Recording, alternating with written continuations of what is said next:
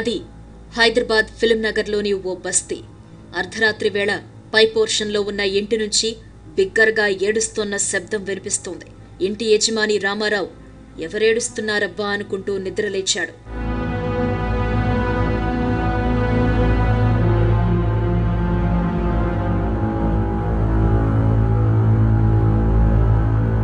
పై పోర్షన్లో అద్దెకుండే భవానీ ఇంటి తలుపులు తెరిచి లోపలికి వెళ్లాడు. నెమ్మదిగా అటువైపు వెళ్లాడు. భవానీ భర్త రాజేందర్ కింద పడిపోయున్నాడు. చూస్తే చనిపోయినట్లు కనిపిస్తున్నాడు. నోట్లో నుంచి నురగలొచ్చిన ఆనవాళ్లున్నాయి. అతని తల దగ్గర గోడకు వాలి కూర్చుని భవానీ ఏడుస్తోంది. ఏంటమ్మా భవానీ, ఏం జరిగింది? మీ ఆయన్ని ఎవరు చంపేశారు? అసలేం జరిగింది? ప్రశ్నల మీద ప్రశ్నలు వేస్తున్నాడు రామారావు. మీకు తెలుసు కదా అంకుల్, రోజు రాత్రి బాగా తాగొస్తున్నాడు, నన్ను కొడుతున్నాడు. ఇంటి గురించి కుటుంబం గురించి అస్సలు పట్టించుకోవట్లేదు. రోజు మా గొడవ మీకు తెలిసిందే కదా. అవును గాని ఇప్పుడు ప్రాణాలు తీసేయాల్సిన పరిస్థితి ఎందుకొచ్చింది? ఎవరు చంపేశారు? అడిగాడు రామారావు. మా ఆయన్ని నేనే చంపేశాను అంకుల్. ఇవాళ కూడా బాగా తాగొచ్చి గొడవ చేశాడు, నన్ను కొట్టాడు. కోపం పట్టలేక అతన్ని దూరంగా నెట్టేశాను. గోడకు తగిలి కింద కూలబడిపోయాడు. ఆ తర్వాత పక్కనే ఉన్న హిట్ నోట్లో కొట్టాను, చనిపోయాడు చెప్పుకుంటూ పోయింది భవానీ.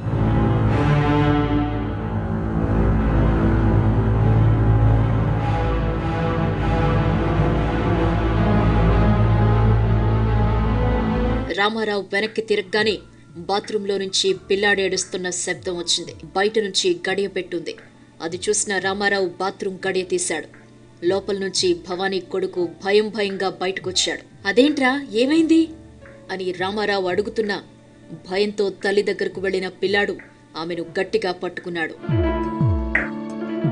రామారావు వెంటనే తన ఫోన్ తీసి పోలీసులకు ఫోన్ చేశాడు. హలో పోలీస్ స్టేషన్ సార్, మాది ఫిల్మ్ నగర్ సిద్దప్ప బస్తీ, కిరాణా షాప్ పక్కన గల్లీలో మా ఇల్లుంటుంది సార్ అన్నాడు రామారావు.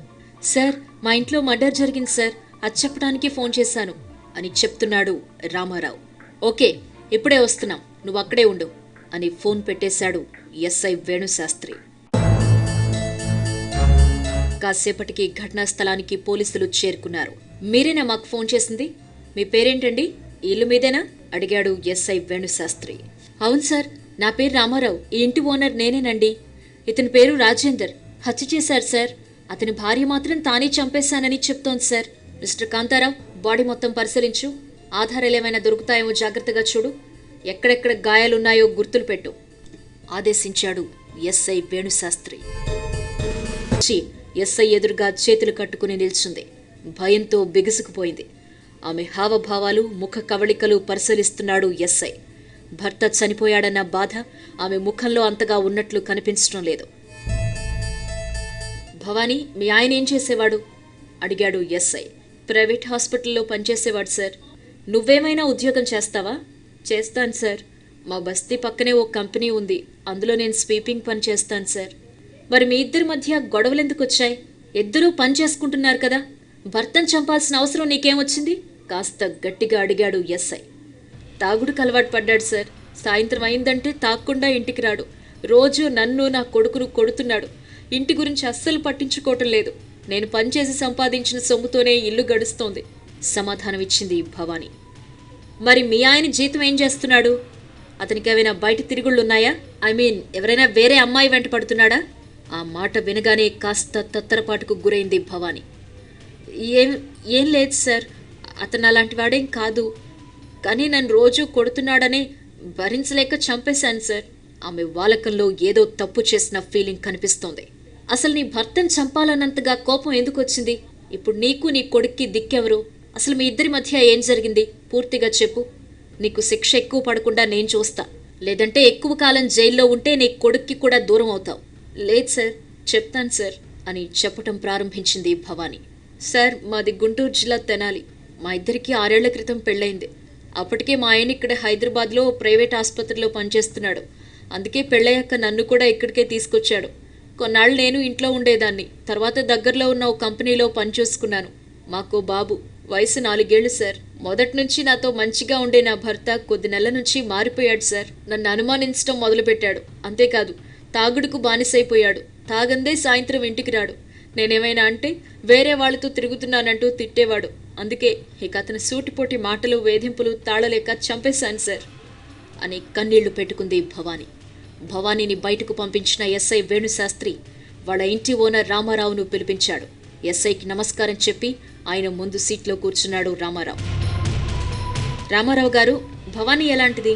ఆమె భర్త రాజేందర్ మంచివాడేనా? అడిగాడు ఎస్ఐ వేణుశాస్త్రి. ఇద్దరే సార్. ఇంట్లో ఉన్నంతసేపు గొడవ పడతానే ఉంటారు. అలా అని రాజేంద్ర అంత చెడ్డోడేమీ కాదు సార్. తాగుతాడు గాని ఎవరితో గొడవపడే మనస్తత్వం కాదు. అయితే భవానీ వాలకంపైనే నాకు అనుమానం వస్తోంది సార్. ఏంటది?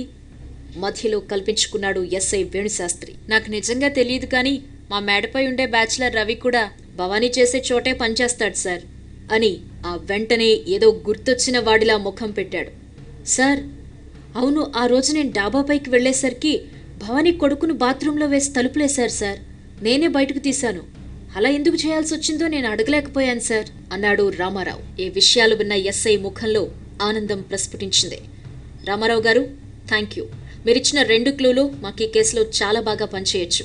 అవసరమైతే మిమ్మల్ని మళ్ళీ పిలిపిస్తాం. రావాల్సి ఉంటుంది. మాకు ఈ కేసులో సమాచారం ఇవ్వగలిగింది మీరొక్కరే. సరే సార్, తప్పకుండా. న్యాయం జరిగితే నాకు కూడా సంతోషమే కదా సార్ అని అక్కడి నుంచి వెళ్ళిపోయాడు రామారావు. ఎస్ఐ వేణుశాస్త్రి భవానీ కొడుకును విచారిస్తే ఏదైనా క్లూ దొరుకుతుందని రామారావు ఇంటికి చేరుకుని బాబును ప్రశ్నించాడు. ఆ రోజు ఏం జరిగిందమ్మా? మీ నాన్నని ఎవరు కొట్టారు? అంకుల్ వచ్చాడు అంటూ పైకి వేలు చూపించాడు అబ్బాయి. అంటే మిద్దెపై ఉండే వ్యక్తి వచ్చినట్లు ఎస్ఐకి వెంటనే అర్థమైపోయింది. ఆలస్యం చేస్తే అసలు దోషి పారిపోతాడనుకున్న పోలీసులు అప్రమత్తమయ్యారు. వెంటనే కానిస్టేబుల్కు చెప్పి రవిని అదుపులోకి తీసుకోమన్నారు. మిద్దెపైకి వెళ్లి రవిని అదుపులోకి తీసుకున్నారు. ఏంటి సార్, నన్నెందుకు తీసుకెళ్తున్నారు? నేనేం చేశాను? పోలీస్ స్టేషన్కి వెళ్ళాక అంతా చెబుతాం. కాసేపు ఓపిక పట్టు అంటూ అతన్ని వెంట తీసుకెళ్లాడు. ఎస్ఐ వేణుశాస్త్రి ఎదుట ప్రవేశపెట్టాడు. రవి, నువ్వేం చేస్తావు? సార్, ఎస్ఎల్ఆర్ లాజిస్టిక్స్లో పనిచేస్తాను సార్. భవానీ కూడా మీ కంపెనీలోనే పనిచేస్తుంది కదా? సూటిగా అడిగాడు ఎస్ఐ. ఆ ప్రశ్నతో గొంతులో పచ్చి వెలక్కాయ పడినట్లయింది రవికి. ఆ వెంటనే తేరుకుని, అవును సార్. ఎందుకు సార్ నన్ను అడుగుతున్నారు అని ఏమీ తెలియని వాడిలా నటించాడు రవి.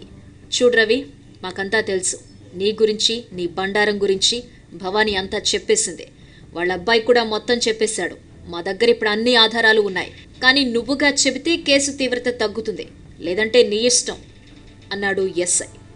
భవానీ మొత్తం చెప్పేసిందని అనగానే రవికి ఏమీ పాలుపోలేదు. అయినా ఉన్నది ఉన్నట్లు చెబితే తనకే మంచిదనుకున్నాడు. సార్, మొత్తం చెప్తాను సార్. అయితే భవానీ తన భర్తను చంపాలని ఒత్తిడి చేసింది సార్. నేను నిమిత్త మాత్రుని సార్ అన్నాడు రవి. భవానీ మా కంపెనీలో చేరిన తర్వాత మా ఇద్దరి మధ్య పరిచయం పెరిగింది సార్. వాళ్ళ ఆయన చాలా అమాయకుడు. దాంతో నేను ప్రొసీడ్ అయ్యాను. భవానీ కూడా అడ్డు చెప్పలేదు. అలా ఇద్దరం కలిసి తిరిగేవాళ్ళం. పార్కులకు కూడా వెళ్ళేవాళ్ళం సార్. భవానీ కూడా తన భర్త దగ్గర కంటే నాతో ఉన్నంతసేపే చాలా హ్యాపీగా ఉండేది. ఎందుకంటే నేను బైక్పై షికార్లకు తిప్పేవాడిని. తెలిసిన వాళ్ళు గుర్తుపట్టకుండా నేను హెల్మెట్ పెట్టుకునేవాడిని. భవానీ స్కార్ఫ్ కట్టుకునేది. దీంతో మాకు తిరుగు లేకుండా పోయింది సార్. భవానీ భర్త రాజేంద్రకి అనుమానం వచ్చింది సార్. ఇద్దరి మధ్య గొడవలు కూడా స్టార్ట్ అయ్యాయి. దీంతో భవానీ నేను కలిసే ఓ కన్నింగ్ ప్లాన్ వేశాం. ఏంటది అన్నాడు ఎస్ఐ. వాళ్ళున్న ఇల్లు మారాలని. అప్పుడైతే భవానీ భర్తకు అనుమానం కాస్త తగ్గుతుందని నేనే ప్లాన్ ఇచ్చాను. ఎందుకంటే ఇప్పుడు మేము ఉంటున్న ఇంట్లో పై పోర్షన్, ఆ పైన పెంట్ హౌస్ కూడా ఖాళీగా ఉన్నాయని తెలుసుకున్నాను. భవానీకి ప్లాన్ ఇవ్వగానే పైన పెంట్ హౌస్కి అడ్వాన్స్ చెల్లించాను. ఆ మరుసటి రోజే అదే ఇంట్లో చేరేందుకు అడ్వాన్స్ ఇవ్వాలని భవానీకి కూడా ప్లాన్ ఇచ్చాను.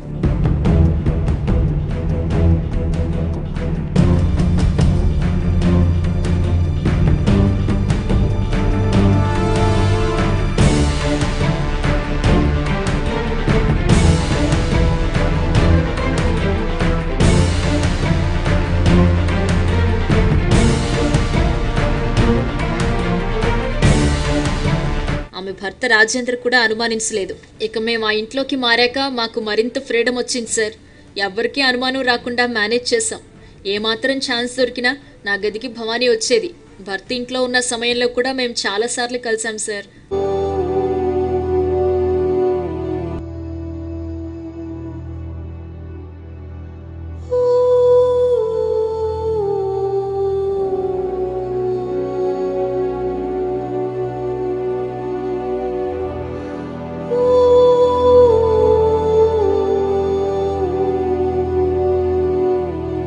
ఎక్కడ అనుమానం రాకుండా వ్యవహరించినా భవానీ భర్త మాత్రం ఆమె తీరును సందేహించేవాడు.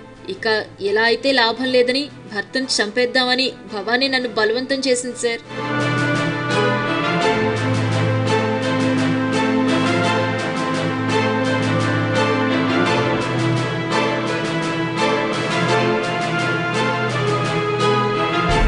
ఆ రోజు రాత్రి రాజేందర్ నిద్రపోయాక నన్ను కిందకు పిలిచింది. అప్పటికే మద్యం మత్తులో ఉన్న రాజేందర్ తలను గోడకేసి కొట్టాను. నేను కిందికి వెళ్లి రాజేందర్ తలను గోడకు కొట్టగానే వాళ్ళబ్బాయి నిద్రలోంచి లేచాడు. దీంతో బాబుని బాత్రూంలో వేసి తలుపేసింది భవానీ. అతని కింద పడిపోగానే భవానీ ఇంట్లో ఉన్న హిట్ తీసి అతని నోట్లో కొట్టింది. దీంతో ఊపిరాడక రాజేందర్ అక్కడే చనిపోయాడు సార్ అన్నాడు రవి.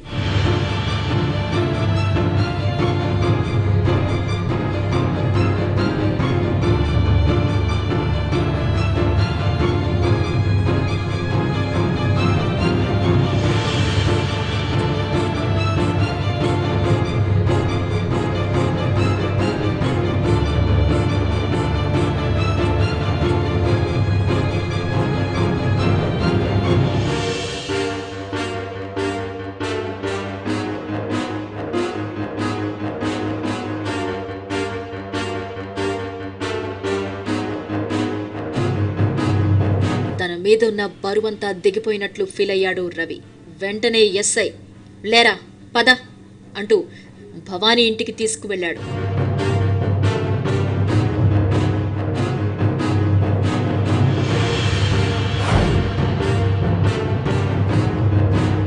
ఇంటి దగ్గర రవిని చూడగానే భవానీకి షాక్ కొట్టినట్లయింది. భవానీ, నువ్వు చాలా గ్రేట్. పోలీసుల్ని తప్పుదారి పట్టించాలనుకున్నావు. మేము అసలు నిజం తెలుసుకోలేమనుకున్నావు కదూ హుంకరించాడు ఎస్ఐ వేణుశాస్త్రి.